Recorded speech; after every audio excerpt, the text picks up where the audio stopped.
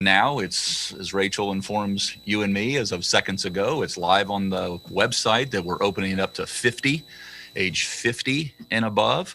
That's a big cohort when you think about 858,000 being 50 to 59, 858,000 Hoosiers who would be eligible.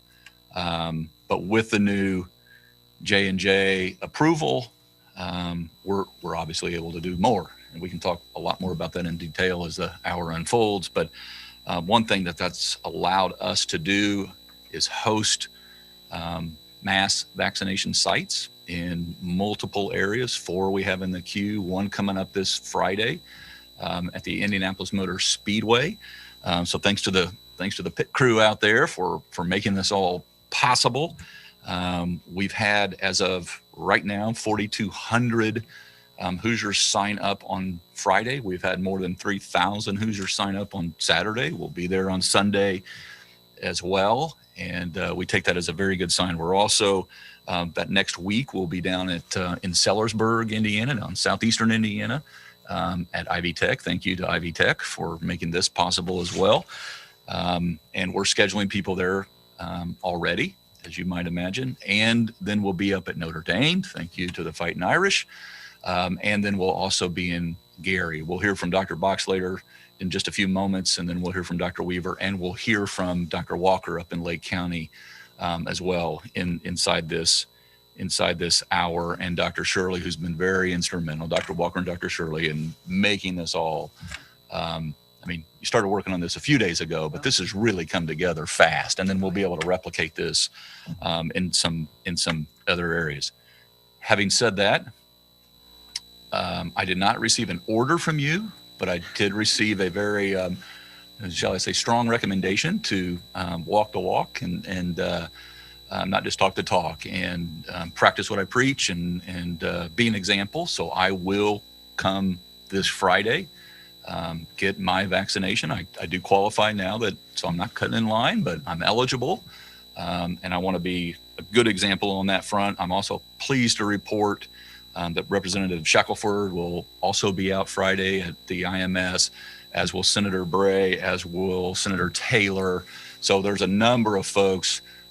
My congressman, Andre Carson's father, will be joining me to get his shot at the IMS site as well come this Friday morning. So that is, fantastic news that we continue to make this, methodical progress. We got a lot of other good news out there too, as I've droned on and on about in previous huddles. Our revenues are looking strong. We'll soon know about February's numbers. We'll confirm those soon. Our unemployment rate remains lower than most. Obviously, we had a record number of new job commitments coming to the state of Indiana last year in all of 2020. Q1, our first quarter pipeline so far for new job commitments is very strong, as strong as I've ever seen it. 89% of our schools reported last week through you all that they were open for in-class instruction, with about 10% with some variation of a hybrid model. Again, that's the local decision, but our county metrics, those color-coded metrics, continue to express the progress that is happening. And that's because of multiple factors, including our own actions. But when we're looking at today, a reported 3.5% 7-day average positivity rate, it means we're continuing to move in the right direction. And again, I just don't want the gratitude that goes along with these press conferences for being able to share that good news and to make sure that we're continuing to balance the lives and livelihood side of the ledger.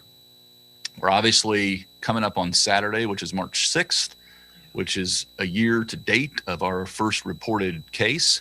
And so, yes, we have been through a lot together, and we're going to get out of this together, and we're pointed in that direction. And obviously, when you think about those principles that we shared, going back, it would have been about a year ago when we put those 4 principles up, and PPE availability and having those resources on the ground, our hospitalization rates, making sure that we had the, doctors and nurses assistants and et cetera, on deck and on site, making sure that we got to the point that we were administering vaccinations. This is huge. And and testing and tracing and everything in between. And I mean, I count my lucky stars every day that we're having this discussion about hundreds of thousands of Hoosiers getting vaccinated.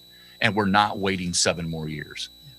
This is a really good thing. So we'll continue to drop this down, and I hope you will touch on, or Dr. Weaver will touch on as well, how we'll continue to take this age eligibility approach and methodically just mow our way through this and drop it down ultimately to 40.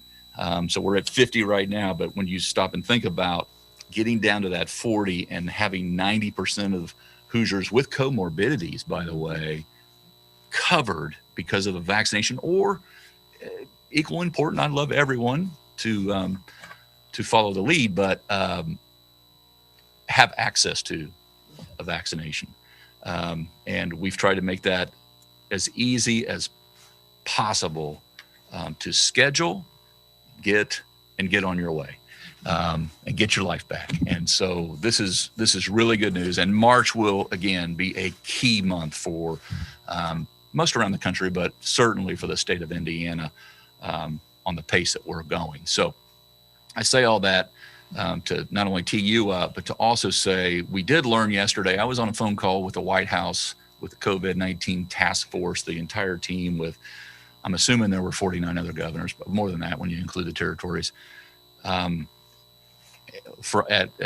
off the phone around noon. And then just after 5 o'clock, we received word. So we didn't discuss this during the phone call. So we're still understandably trying to run down some details and some answers.